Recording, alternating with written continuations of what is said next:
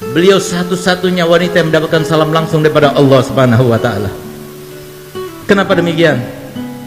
Beliau wanita yang sangat istimewa. Tidak pernah terjadi di dunia seorang wanita yang setia kepada suaminya seperti Sayyidah Khadijah kepada Nabi Muhammad SAW. Pertama kali beliau kawin dengan Nabi Muhammad. Nabi Muhammad umurnya masih 25 tahun, belum diangkat menjadi Rasul. Maka apa yang diucapkan oleh Sayyidah Khadijah kepada Nabi Muhammad? Wahai Muhammad, engkau kini sudah menjadi suamiku. Maka mulai saat ini, rumahku ini rumahmu, hartaku hartamu, dan aku adalah budak perempuanmu. Beliau ucapkan yang semacam itu bukan cuma ucapan bualan, tapi dibuktikan semenjak beliau menjadi istri Nabi Muhammad, semua karirnya ditinggalkan, semuanya difokuskan kehidupannya hanya untuk Nabi Muhammad. Nabi Muhammad diberikan harta yang banyak, diberikan ini, sodakokan, dipinjamkan, silaturahmi, sampai ketika Nabi Muhammad diangkat menjadi seorang Nabi dan Rasul, beliau sudah tidak punya.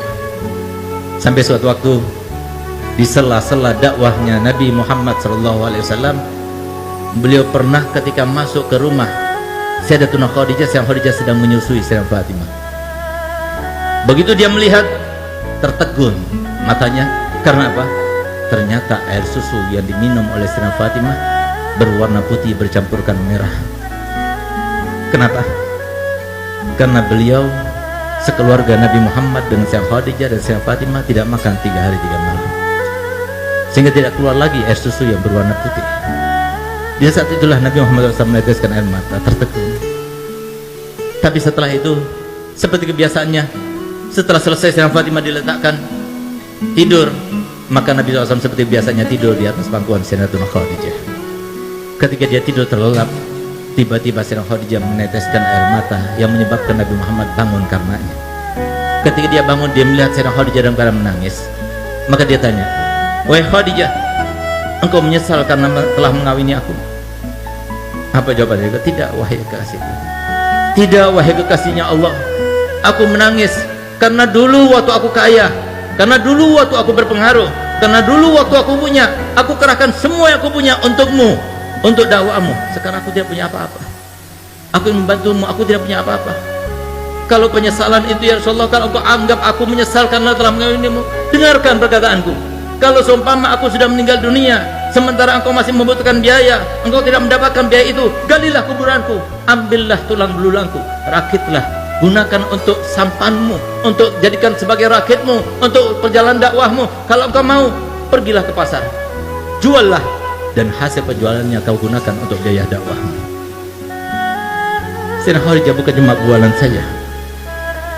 Sampai detik-detik akhir umurnya, ketika beliau dalam keadaan sakaratul maut, yang bahkan beliau tersenyum pun sudah tidak bisa, yang dengan kesaksian Nabi Muhammad dan sumpahnya Nabi Muhammad, "Demi Allah, seumur hidupku aku tidak pernah melihat Sayyidah Khadijah melakukan suatu tindakan, mengucapkan suatu ucapan yang membuat hatiku risau dan galau karenanya. Demi Allah, aku tidak pernah menginginkan sesuatu untuk dilakukan oleh Sayyidah Khadijah kecuali sebelum aku utarakan, beliau sudah melakukannya untukku." Beliaulah ketika beliau dalam keadaan menanggung rasa sakit yang luar biasa ketika sakaratul maut, maka beliau meneteskan air mata di depan Sayyidatuna Fatimah dan Sayyidatuna Ummu Kulsum yang hanya berduaan yang menjaganya Sayyidah Khadijah. Di saat itulah ketika melihat tetesan air mata, maka Sayyidah Fatimah berkata kepada ibundanya, "Ibu, engkau merasakan sakit karena sakitmu?" "Tidak, tapi aku menangis karena memikirkan ayahmu. Kalau aku sudah meninggal, siapa akan masakan untuk ayahmu? Siapa yang akan mencucikan baju untuk ayahmu? Siapa akan menyenangkan hati ayahmu? Siapa akan menghilangkan gundah ayahmu?" Maka Sayyidah Fatimah berkata, "Ibu, semua yang kau lakukan, aku akan melakukannya untuk ayahku." Subhanallah, sehingga pantas Sayyidah Fatimah dijuluki oleh ayahnya Ummu Abiha, ibu dari ayahnya sendiri. Setelah Sayyidah Khadijah meninggal dunia, semua yang dilakukan oleh Sayyidah Khadijah, semuanya dilakukan oleh Sayyidah Fatimah.